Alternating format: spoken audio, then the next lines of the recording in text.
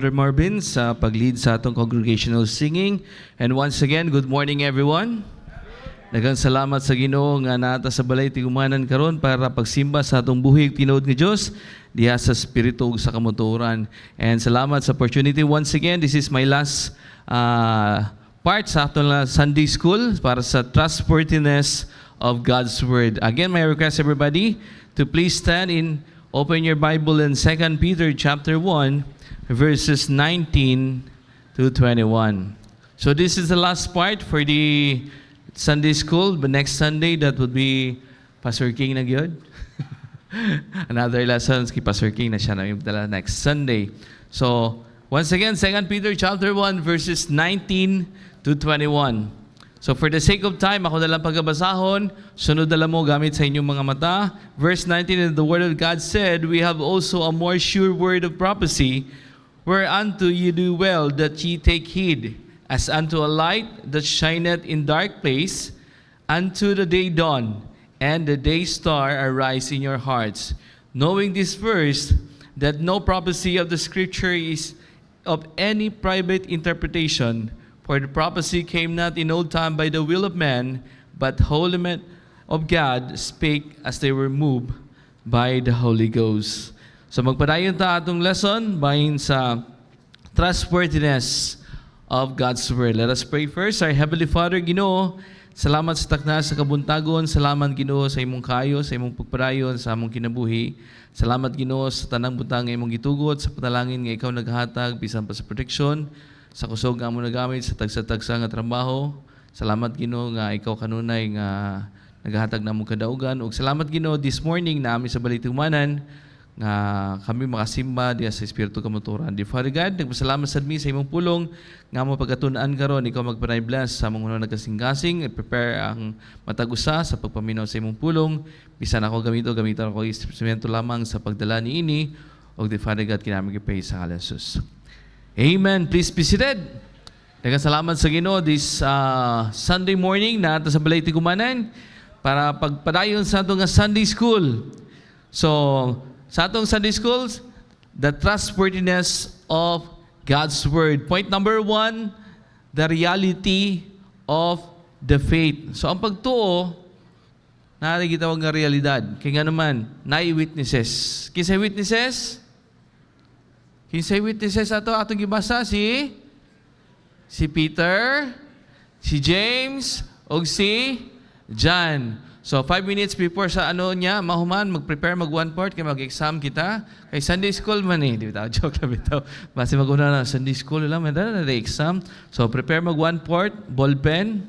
So, di ba? Okay, so salamat sa Ginoo nga na realidad atong pagtuo tangay nga naman na ay witnesses, tulo ka buok, and also sa atong kinabuhi, witnesses na tani. No? Ang pulong sa Ginoo, this is kumbaga makasalig yun kita tungod kay tinuod ni. How can we say? Kaya nga naman, na ikaw, na ako, na kita. So, this is the reality nga atong pagtuo. Tinuod yun ni, kaya nga naman, nanay nag-una ka na to. Tulo ka buok, nakakita yun sila mismo, si Peter, si James, o si John, na si Jesus Christ na transfigured. Nang iyang nawong shineth like a sun. Ang iyang sanina, na-adyo'y kahayag nga di yun nila ma-explain. And isa pa na ay tingog nga gikan sa langit nga nag-ingon, this is my beloved Son, in whom I am well pleased. Oh, tanaw ha? So, but na, realidad gid atong atong pagtuo nga naa ni Jesus Christ. Point number 2 kita, and this is the last part, the reliability of the faith. Oh? Reliability of the faith. Kung tanawan na to sa pulong sa Ginoo, naigitawag nga point number subpoint letter A, certainty of belief. So 2 Peter chapter 1 verse 19, we have also a more sure word of prophecy. Grabe gud, pinagdiinan. Tagalog na 'yan ha. Pinagdiinan ni Peter nga more sure. Hindi lang less sure, but more sure word of prophecy. We all know sa part ni nasa New Testament na si Peter.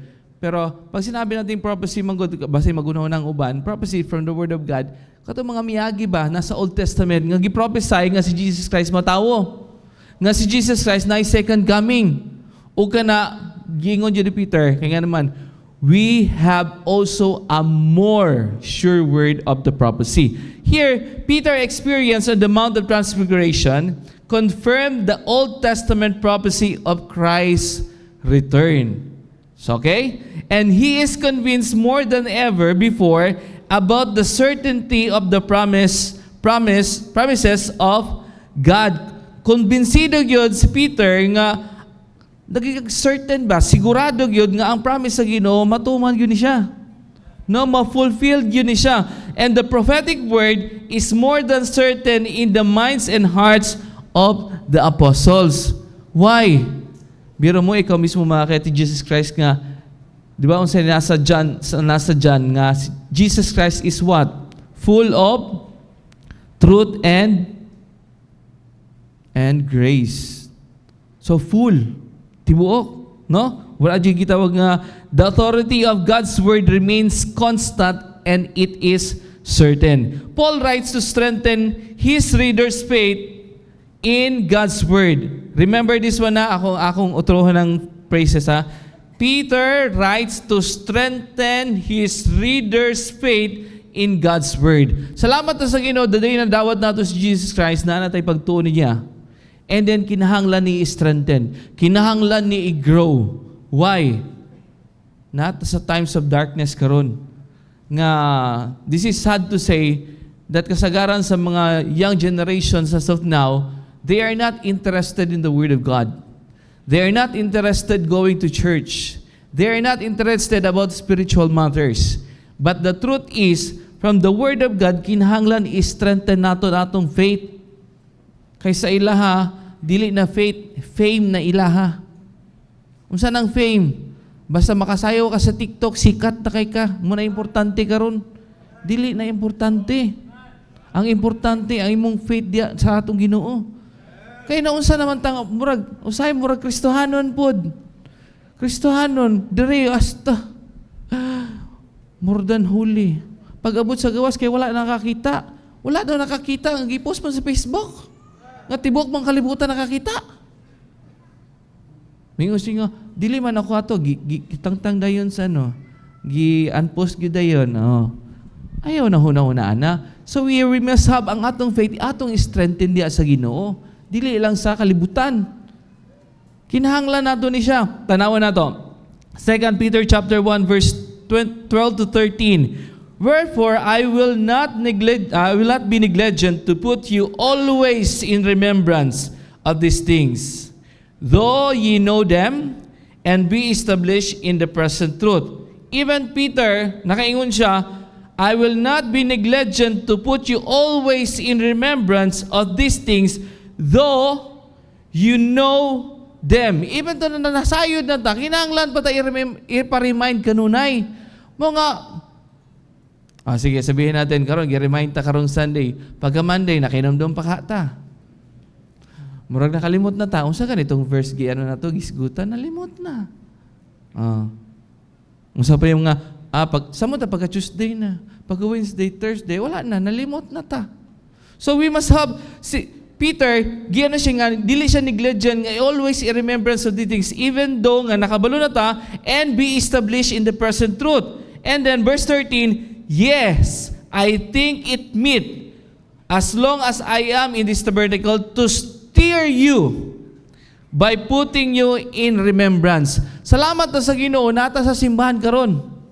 Kaya nga naman, gi-steer up ang atong pagtuo pinagi sa pulong sa Ginoo. Alam niyo ba yung steer? Saan ang steer? Ha? Pagkutaw. Sa mathematics gani. 1 plus 1, asa yun? 2. Okay. 1 times 1 to the denominator of, sige na yung mata, kutaw na. Nga naman, naglibog na ka. Pero ang pulong sa Ginoo, dili naghatag nato kasamok. Apan gi-steer up na aron kita magpadayon diya sa atong Ginoo. Always i-remember nato na nga ang pulong sa Ginoo mo steer up nato aron magpadayon ta sa Ginoo. Kay karon ang steer up karon sa kalibutan. Base makaingon mo ngano ni post man to sa akong ano? Ngano kato may mo feed sa ako ang Facebook? Kay mo may sige mo tan-aw. Tama? gamay na lang dyan ang istorya. Kaya nga naman, basi na igo tang tanan. Kitang tanan ha, igo tang tanan. Okay? So we must stir up ourselves sa pulong sa Ginoo. Mao nga pag naata sa simbahan, I do hope nga dili mo magsigig duko o nagsigig cellphone. Maminaw kita. Kay para ma-stir up ang atong pagtuo diha sa pulong sa Ginoo. Wala ko nagpakusog sa akong tingog aron makasab-an mo. Istorya ra ni ako, istorya ra ba? No? Kay kung panalitan mo go, dili mo taas sa atong tingog, ang uban, okay ra na siya. Okay ra na siya. Lisod man po kayo ang istorya nako taman sa sugod hantod sa mahuman maura gihapon. Di wala gihapon ito. Nagstorya tani kay nga naman, this is Sunday school. Okay? Amen kita? So we must have stir up. And to stir up, pag naamo sa simbahan, naamo di Bible. Kay naaman atong gibasihan, ana. Kay para dilipon mo kay ngon, tinuod ka itong gingon niya, nag-wonder gyud mo. Kaya nga naman, wala mo ibasihanan. Nga kinaman atong reality karon naman sa pulong sa Ginoo. Wala man ko nag-ingon dire, okay, open your Facebook sa feeds ni kay atong tanawon o sa iyang istorya. Na, ambot lang. Pero salamat sa Ginoo, ang stir up nato ang pulong sa Ginoo. Peter then exhort us to continue to pay attention to prophetic messages. Tanawon nato, si Peter, gi-exhort niya nga we must continue. How can we continue? Usahay, malimot man tagbasa sa tong Bible. Amen? How many of us, siguro ano lang natin, siguro almost nasa 99%, everyday, pag matapan lang natin, not the Bible book atong gi-open, but the Facebook. Diba? Mas ma-open pa natin yan siya. Kaya nga naman, tanawa nato kung pila na itong sa kuha. Sige lang kag-scroll sa imong Facebook, pero di juga ka-scroll sa Bible book nga maghatag ni mo kausaban sa imong kinabuhi. Magdugang strength sa pagtuo diha sa atong nga Ginoo. So, tanawa nato 2 Peter chapter 1 verse 19. We have also a more sure word of the prophecy, whereunto ye do well that ye take heed. Focus. We must take heed. Magbantay gyud ani. Bantayan gyud nato ni. We must take heed as unto a light that shineth in dark places. Christian, dili kita ang kahayag, pero natay kahayag ni daladala, which is Jesus Christ. We must take heed. Kaya nga naman, kita ang nagdala o suga para sa mga nangit-ngitan. Mga Kristohanon, ang imong kahayag nga naa ni Kristo, imong ipasiga, dili nimo himuong alom o imong koberan. Masama na, nakoberan man ta usahay sa kalibutan, usahay sa eskwelahan, dili na may bawaan nga ikaw Kristohanon, kay unsay iyang suot, mo sa imong suot. Remember this one modesty is not the standard of a Baptist. Standard na sa pulong sa Ginoo. Amen? So ayaw mong kasuko kung panalitan mag-isgot ta bahin sa mga sinuotan. Kaya nga naman, ginakorek kita. Kaya nga naman, we must stir up. Nga naman kinahanglan ko nga mag-modest. Modern di ay nindot man ang modern. Na kung mag-modern ka, huna-huna mag-modern ko dere, ganahan mo. Tapos ako'y muwali, magsandor ako, mag-short pagyud ko. Okay ra ninyo, mag-necktie. Kala ina pala na pastor, oy. Mag-modern ba, pauso-uso. Tapos pinatingkoy ang buhok, na-earrings, taman diri. Remember? We must stir up unsay modest para sa Ginoo. Kaya nga naman, we are not giving ourselves nga mag-glorify kita. Kaya nga naman, ang uban manggod nga maghimo ana kay para, uy, kagwapo ni agranindutan ni. Wala nang glory sa Ginoo. Wala nang glory sa Ginoo. Okay So, we must take heed as unto a light that shineth in dark place until the day dawn. Hantod ka sa hindi lang kada Domingo.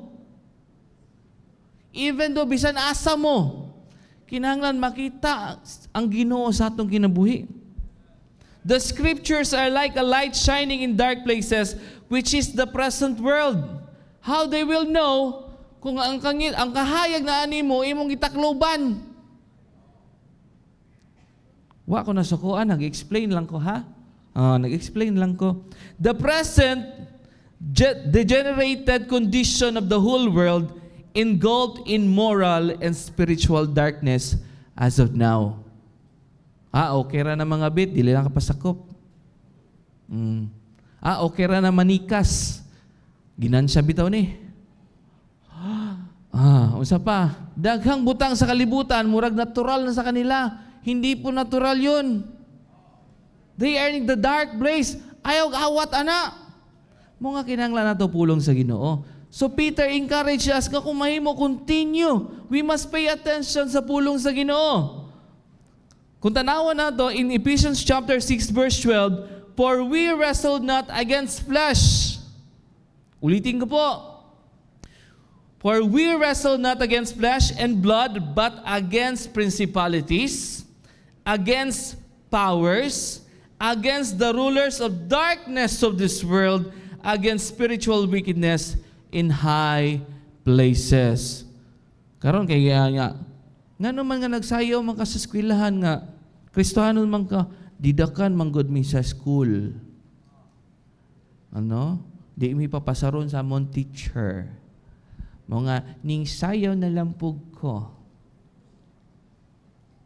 You must stand. Saan pagkakita nga ikaw Kristohanon? Niya, sir, mas gamhanan man sila rulers. No? We are not wrestling about the gitawag nga flesh and blood, pero kung saan pagbarog nimo. No?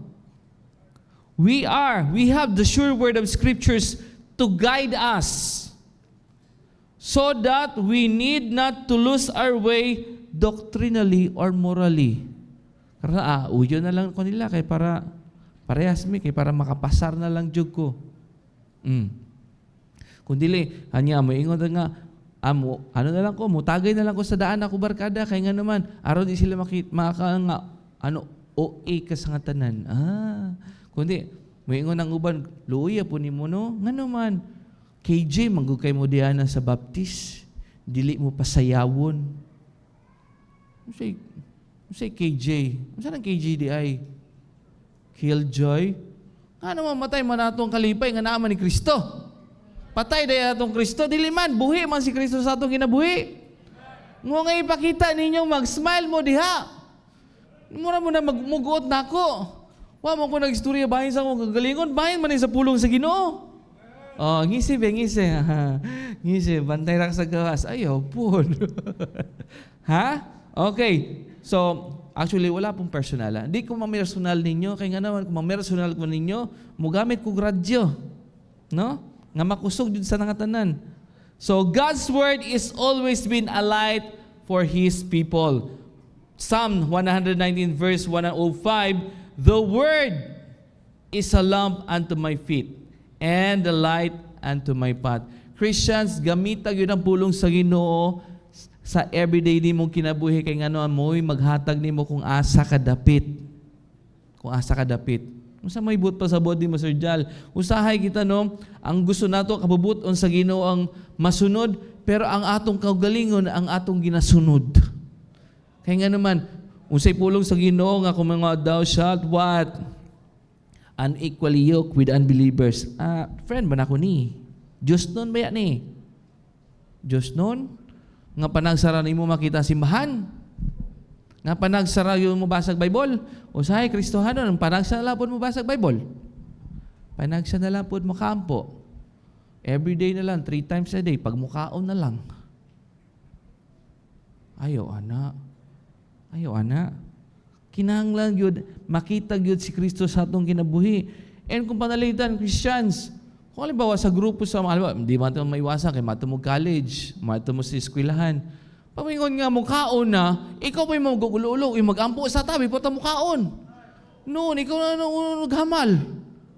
Kanya mag-ampo ta, okay ang po, amen. Wala na, sa baba na niyo pagkaon. Usay ka pang, Brad, taga-baptist day ka, ikaw ampo, di ko maulaw ko. Maulaw man ka. Hindi gani na ulang uban diyan nga nagkiniya tragagi. Di ba? Ikaw di ka magampo ka. Pag ikaw gipaampo-ampo gyud. Nya, sir, wa mo ka kabalo sa pagampo. Base wa ka nagpractice. Practice gyud. Kaya nga we must strengthen diya sa pulong sa Ginoo. Amen?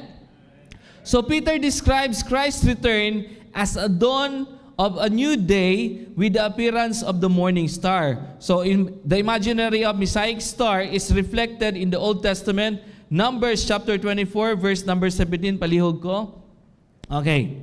I shall see him, but not now. I shall behold him, but not nay. There shall come a star out of Jacob, and a scepter shall raise up of Israel, and shall smite the comers of Moab, and destroy all the children of Shed. Kung tanawan ni mo, there's a star. Nga gi-mention nga nanay maabot nga star. Old Testament naman gi-prophesied pa nga maabot si Jesus Christ. Amen? And then pagka New Testament sa Revelation chapter 22 verse 16, I, Jesus, have sent mine angels to testify unto you these things in the churches. I am the root and the offspring of David, and the bright and morning stars. Oh. Mga kita, dilita, ang atong magod, ang atong paglaom, wala aning kalibutan na.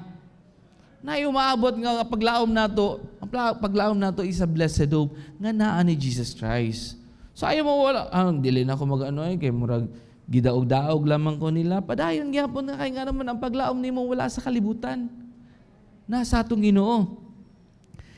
So tanawon nato, Peter writes, the day star shall arise in our hearts. Salamat sa Ginoo. February 15, 2004 nadawat na ako si Jesus Christ. O si Jesus Christ ang day star nasa akong kinabuhi na. And it will arise. And I hope nga makita sad nga pag mo share ka sa pulong sa Ginoo, mo share ka bahin ni Jesus Christ, makita nila si Jesus Christ sa imong kinabuhi. So, ang pagkakita sa kinabuhi, even doon nagsimba, nagsimog tabi.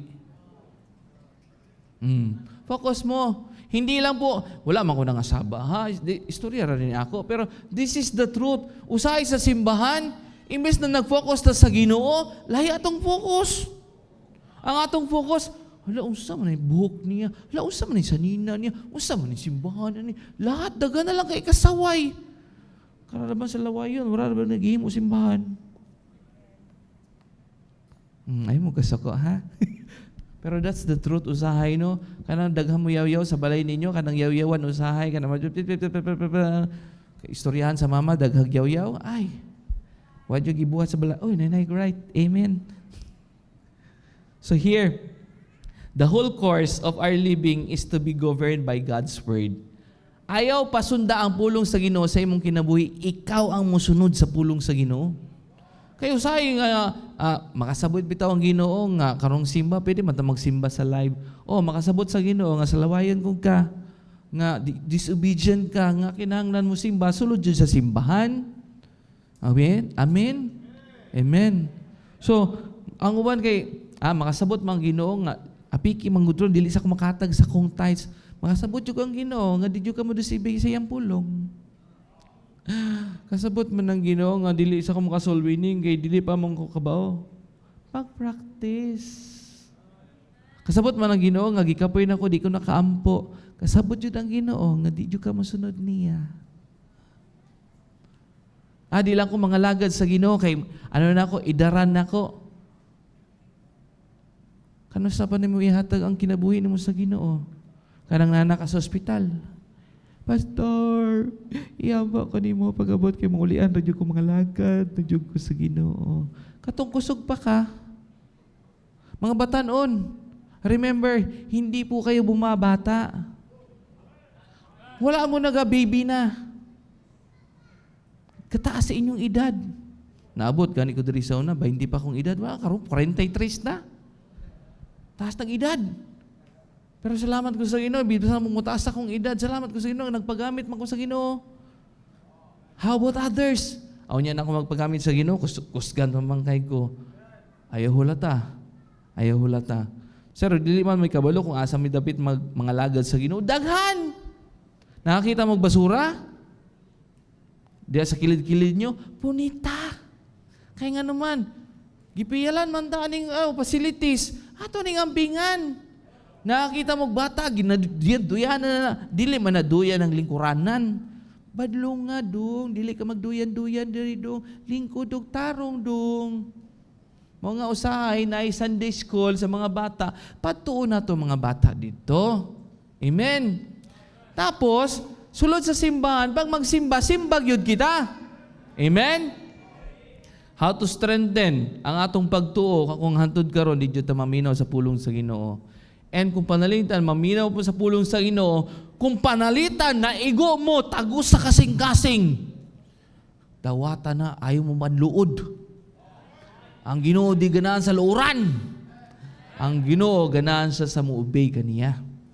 The more na maigo ka, Ginoo, salamat, naigo jud ko. Paduol ka sa Ginoo. Dili kay adi na komodo diyan na. Mangigo man sila. Oy, kung mangigo pa mi, igo mi sa una, kami pa'y unay nawa ninyo. Tinud-anay lang. No? Kaya nga naman, sakit ning pulong sa Ginoo pero lami ni siya ipadayon. Kaya ang problema sa no, dili ta makapadayon. Kaya nga naman, ang atong kaugalingon, atong ipadako, dili ang Ginoo. Point number 2, or sub-point letter B, the origin of the prophecy. Ahagikan ang pulong sa Ginoo. Ahagikan gini. Kung mabasa ninyo, wala na ako na nabutang sa ang Psalms 119, wala na ako butang diya. Pero tanawan natong origin of the prophecy. 2 Peter chapter 1 verse 20-21. Knowing this first, that no prophecy of the scripture is of any private interpretation. For the prophecy came not in old time by the will of man, but holy men of God spake as they were moved by the Holy Ghost. So the origin of the prophecy, dili gyud gikan sa tawo. Unsay dili gikan sa tao? Di ba ang tao may nagsulat ana? Yes, ang tao ang gigamit sa Ginoo, musulat anang pulong sa Ginoo. Kaya nga naman, gigamit niya ang tao musulat kay para man sa tao. Lisod mo po baka ang gamito niya. O nga, kini isulat. Dili pud pwede. Ang tao jud iyang gigamit ng musulat. Pero dili sila ang author. Dili sila ang tinubdan, dili sila ang source. Ang source sila ang Ginoo. Mga tanaw nimo from Genesis, Exodus antod padulong sa Revelation, isa ra gyud ang thought ana pang Ginoo gyud. Pero here ang ubang niya, ingon lagi to ingon po siya, gamiton ang pulong sa Ginoo para pagdebate, dili na trabaho sa Ginoo, trabaho na sa yawa. Trabaho gyud na sa yawa. Mga moingon ang bawat tao, dili man kumpleto ang pulong sa Ginoo. Dili jud kumpleto ang pulong sa Ginoo kung di nimo nadawat ang pulong sa Ginoo. Kaya usahay man gud nindot nga makipagsumpa kita. Ang pagka-bright na to usahay ra po no. Usahay gamiton jud nato sa sakto. Kaya nga naman, ang atong ka-bright, ang atong intelligent, na nindot man na siya. Pero not to the point nga pulong sa Ginoo imo i-question. Alang-alang i-question nimo ang Ginoo. Nga mas Ginoo, kabalo man siya sa unsay kabubuton para nato. We cannot ask question about God or we cannot question about God, especially sa pulong sa Ginoo. Ang pangutana na kung unsaon nimo pagsunod sa Ginoo. No? Kaya ang pulong sa Ginoo dili ni gikan sa tawo. Gikan ni sa Ginoo nga gigamit niya ang musulat ani mga holy men of God speak as they were moved. Subot pa sabot speak as they were moved. Hindi li ilahang kabubuton, kundi kabubuton sa Ginoo. Kini ang isulat. Ha? Kini ang sulat. Kini ang pamagi unsaon paghatag. Give and it shall be given unto you. Giving na pod.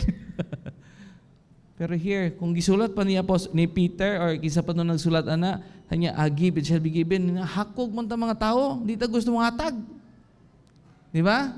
Sigurado na to ato sudan, dakog yun. Kung dili, dakog bahin. Akong bahin. Masuko pa yun, dili matagaan. That's the truth, di ba? Pero here, give and it shall be given. Kaya nga naman, ang pulong nasa Bible, dili yun na sa tao, kung dili sa Ginoo. As conclusion, human ako. Pag-i-amen mo kay para mahuman, kayo hapit ng time. Okay. If we must trust the Word of God in our whole heart, then we ought to obey it. Kung nagsalig ka sa pulong sa Ginoo, sunod. Kung talagang sundon mo ang pulong sa Ginoo, sunod. Brad, kanang maglisod mo kung simba karon kay dako ginansya ba? No? Karon ingon sa pulong sa Ginoo, not forsaking the assembling of ourselves. Simba kita. Amen? Young people, sayang kayo, di mo makapil sa Young People's Program. Kaya nga naman, boring kayo sa Young People. Hindi Young People ang nakaboring, ikaw. Kaya nga naman, di ka mo sabihin sa pulong sa Ginoo. Dili, boring mo simba, oy. Kaya nga naman, kung boring pa mo simba, di ta magpadayon, ay. Ang boring, ikaw man ganyan nga, laaya po dana, ay, malingkod lang ta, minaw rata, maingon sa pulong sa Ginoo, and hearing with the word of God, aron na kay pagtuo. Okay? So, if we say that we trust God's word in our whole heart, then we must ought to obey it with our whole heart. Dili half heart ha, sunod karon, sunod ugma, dili na pod. Amen? So I hope natin na tunan sa pulong sa Ginoo bahin sa trustworthy of God's word. Let us pray. Our Heavenly Father, Ginoo, salamat sa takna sa kabundagon, salamat Ginoo sa imong kayo, salamat sa kadaugan sa among Sunday School. We pray, dear Father God, bisan pa sa mga divine service, ikaw magpray na bless sa ngalan Jesus. Amen.